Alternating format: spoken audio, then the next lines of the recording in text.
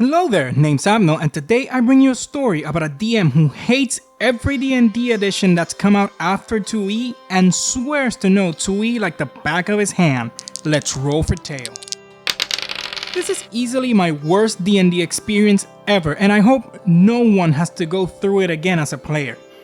I started playing D&D about 6 years ago with a guy I work with, we'll call him Tim, who's now a good friend, and the DM was a regular at the shop I worked at. We'll call him Chad.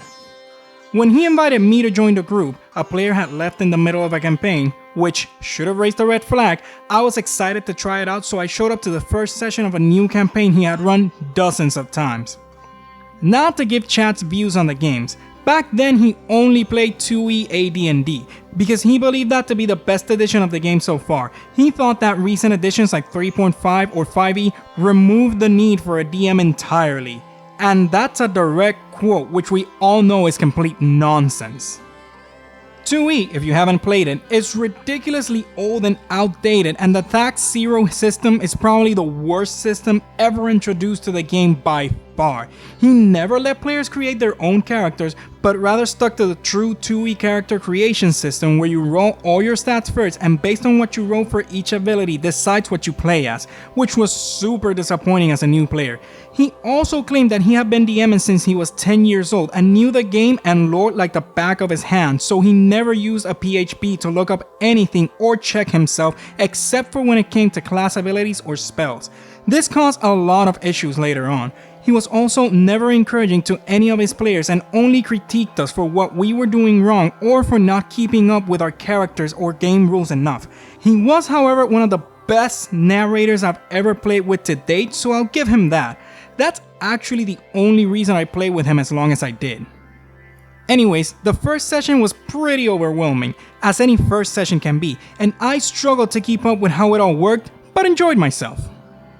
My stat rolls had me playing a human ranger, which I didn't want to play but ended up loving him and his playstyle. During this time though, I struggled to keep up with all my modifiers, there are a lot in 2E, and couldn't for the life of me understand Tax Zero, which I later learned we weren't even using correctly. This led him to always explain to me annoyedly how it all worked, but each time he explained it to me, it was different. So this just made it more confusing to me, and he would just tell me that I needed to learn it because he couldn't just keep doing it for me. It was honestly really embarrassing being told how my modifiers worked, and every time I would do it myself, he would tell me it wasn't right in front of everyone and walk me through it again like I was a child.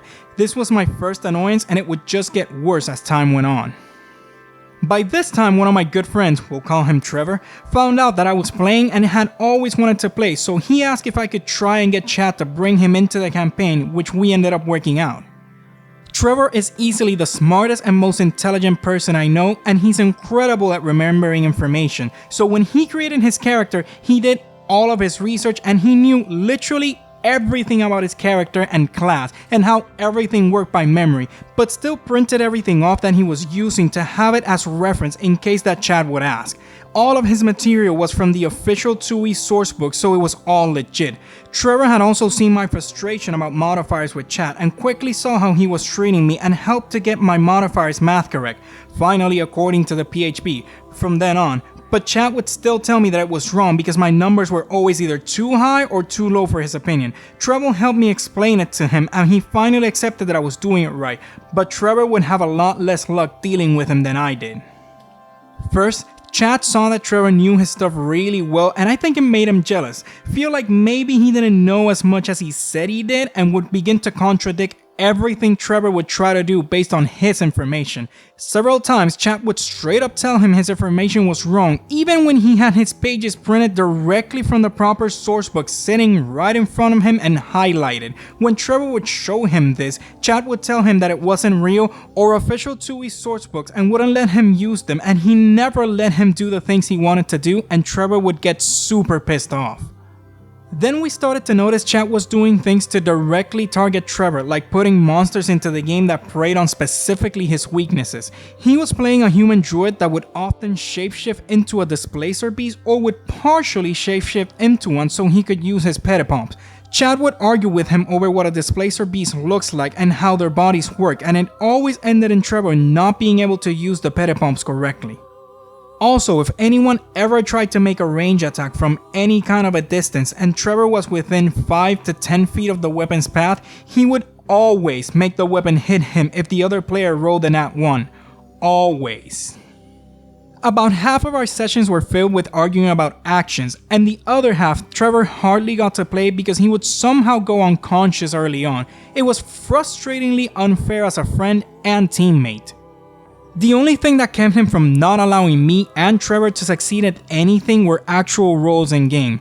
I ended up having 2 instances where I rolled nat 20s on bosses when our whole party was about to die and killed them in one hit, which I could tell didn't make him happy. The second was against an ancient dragon that we were fighting and I was running from, and once it caught up to me, I legitimately could not do anything without it taking an attack of opportunity on me and killing me instantly. Amazingly, Chad missed an attack of opportunity when I went to attack and rolled a nat 20 on a called headshot, and when rolling again to see the effect it had, I rolled another nat 20, which on this called shot chart read instant kill, so my character ended up one-shotting a dragon. But those are the only 2 legit heroic successes I ever had with him. Trevor wasn't as lucky and never got any heroic moments in our campaign with him. The thing that really pushed it over the edge and the reason we ended up leaving and starting our own group was that he began to pick favorites and reward them for absolutely nothing. The first was my friend Tim, who had invited me to play. He was an elven rogue and Chad would allow anything to fly with him. Also, in 2E, rogues leveled up by collecting gold, so he would always point him in the direction of the treasure so that he could get all of the money and XP for it. He leveled up way faster than any of us, but luckily he was a good team player and allowed us to catch up with him in level after a while. Then, after that campaign ended, we started a new one with Chad's new girlfriend, and that's when it really got bad. He would give her anything she wanted in game and would even do her turns for her because she didn't know how to go about doing what she wanted to. She would simply say, "This is what I want to happen," and he would make it happen for her every time. He would also let her successfully do things even with ridiculously bad rolls that were obvious fails. She pretty much never had to try to do anything because she succeeded at everything, and it was amazingly frustrating to all of us. In the end, we finished the campaign with another one of his favorite players killing the final boss and told him that we were going to start a group with some friends that had never played before. He didn't take this well and started telling everyone we ditched him and his group of players out of spite, which wasn't true. We just wanted to play with people we actually liked and had fun with.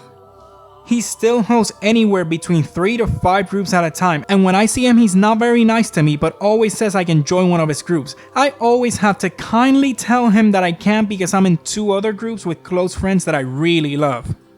Another one of my friends who is older and has been playing for maybe 20 to 30 years still plays with him from time to time and says that he is the most inconsistent DM he's ever played with and calls him out on his shit all the time, which makes for interesting moments during their session.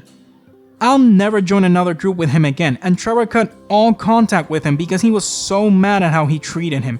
I definitely learned how not to act as a DM, and now that I am one, I always tell myself to never act as childish as he did. The end.